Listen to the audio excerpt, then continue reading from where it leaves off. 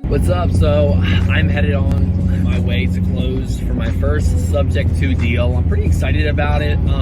Hey, that's pretty good.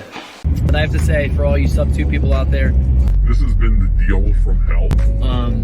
I think it'll be a great deal when it's all said and done. Nice. But in terms of closing and what Pace Morby and all these guys put these videos out and makes it sound kind of like it's easy and normal to like a settlement and getting to the closing table, it has been really a mess. It's been a rocky go about it. I'm not really sure if it's just about the operator and the mortgage company specifically. What really warmed my heart and makes me feel good about this whole deal, this whole transaction, is you have a lovely, lovely woman that we're buying the house from who about a year ago, probably less than that now, but it's let's call it about a year ago, her husband died. He was a VA, and she was not able to pay her mortgage anymore. So her options were to try to sell, let the house foreclose, and unfortunately she couldn't get anybody to buy it. She couldn't get anybody to bite on it. She didn't have anybody in the real estate world in terms of agents that wanted to help her make this transaction work, because they thought that that she was gonna have to fix things up in order to sell it. And the reality of is the condition of the house, she was probably right, whoever she asked. After the fact, she's pretty much ready to let the bank have it. And unfortunately, I had one of my contractors reach out to me and say, hey, you know, I know a lady that I helped do some work at her house, and my thought was, hey, that's perfect.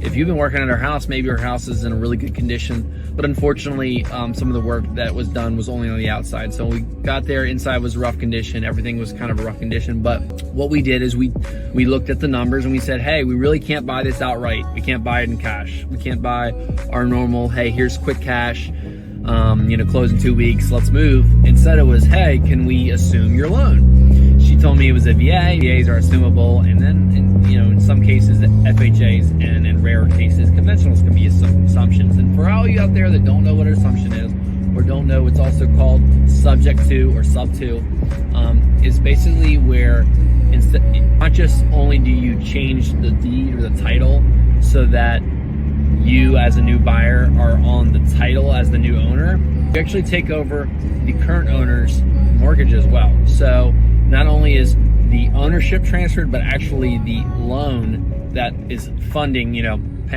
you're paying down, right?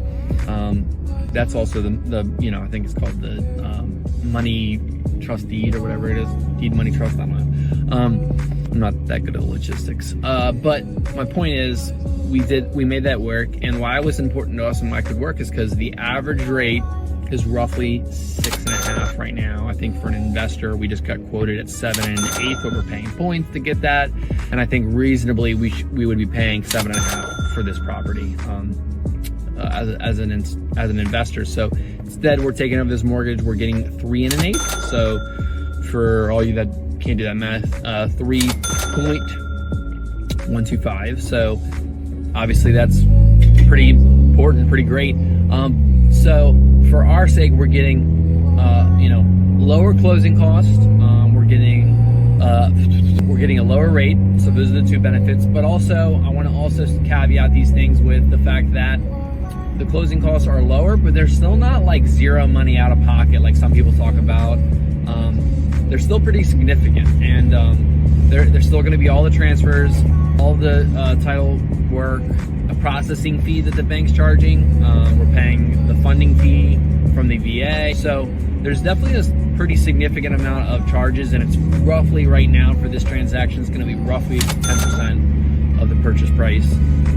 So for example, this is we're purchasing it for about $250. Our closing costs are going to be about $25,000. And I could get more into logistics for anybody out there that wants to hear about it, and I could break it out and even kind of show you the Alta and sort of redact things that are important about, you know, the buyers and sellers and stuff. But it's one of those things where I had a little bit of a misconception about it, and once you do something, you realize, well, you know, some aspects are right, some aspects aren't. So overall, still really great.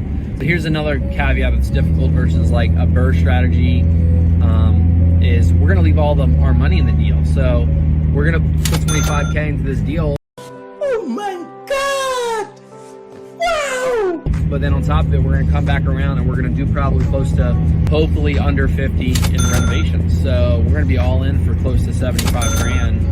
And that 75 grand, we're not gonna refinance out of until the equity position's in a good enough situation that we feel like it would be worth it to refi and still be able to make profit with a renter, or until the rates are low enough, which God knows when that'll be. So point is, pros, we're buying a place with $130,000 in equity with no down payment. We're getting a low rate. We're helping somebody that needed help, that was going to go to foreclosure, that was going to have their credit destroyed. Do it! Just do it! The cons, it's been a really big pain in the butt. It's been really difficult to work with the bank. The bank has not given us the benefit of the doubt most times. And it's been about 120 days. Once we'll get closed tonight, it'll be 120 days, which is originally was quoted to be under, first it was 30, then it was under 60, then it became now 120. So long draws in that way. And then, the last thing is just lots of fees that weren't disclosed to us, which at the beginning of the process. But unfortunately, we're here, and we were like, it's still a good deal. It's just not as sweeter as we thought. So it's been really good. It's been a lot of learning. It's been changing my expectations. It's been being extremely dogmatic and push to get people to move, push there to work, because the bank does not have really much of a financial incentive other than just not wanting us to go to foreclosure. But it's just kind of like a short sale where the banks just don't want to go fast because they're just not going to make money. Really, they're only doing this because they just want to avoid risk rather than get the full return out of things. So that was a really long video. I think that I want to encourage people out there that no matter what, you don't know how something is done until you do it yourself. So don't be upset. Just be prepared that things may go differently than you expect. And if you no shame on Pace Morby or any of these people that do these, that make these videos, and who I was kind of like, really, that's different than what I thought, because I watched their videos. Like, it's just not ever as simple as you can make it out to be. It just never is going to be. So just be okay with that, understand that, and just be ready and flexible and be well capitalized and have really good business partners, have really good transaction people, transaction coordinators. For example, my title company I rock with, it's great to be able to call them and ask for title advice and actually have a real attorney and somebody that's going to back you, not just somebody that's a closing agent that doesn't know anything about anything. Also have great other lenders and people that aren't involved in the process that you have rapport with, that can actually advise you in a manner that as if it was them purchasing the property. So overall, you guys, it's going to be a really good deal by the end of it, and I'll do a little bit of a talk through how the deal looked at the end versus how it looks at the beginning. But actually, I'll do that before. I'll project it right now. Expectation is to be about 25K in closing costs and hopefully 50K in costs. So between me and my business partner, we're hoping to be roughly 37.5 into it for each of us if we do the 50-50 split. We worked out some details, but the way I bring my stake in here for some of these deals is I manage the things on the back end because of my agent experience, because of the properties I already have. I just loop it into my property management. And then on top of that, that's how that outlay looks, but we're expecting to rent it for about $2,600. Our mortgage with PITI, that's principal, interest, taxes, and insurance, looks like it's about $1,400. And I say it looks like it is $1,400. I don't know why I said that. That's actually quoted to us in a real number. And so we're looking like a decent spread in that way. We're looking to be about $1,200, which is almost double our mortgage, which is really good in this market with the interest rates the way they are. So that's a good spread. When we're all in, we look like we'll be at 250 plus our 50K. So we'll be all in for around 300, not including our closing costs. But if you include our closing costs, 325K, I guess. And then the asset's going to be worth about 380. So, really good equity position, really good cash flow position.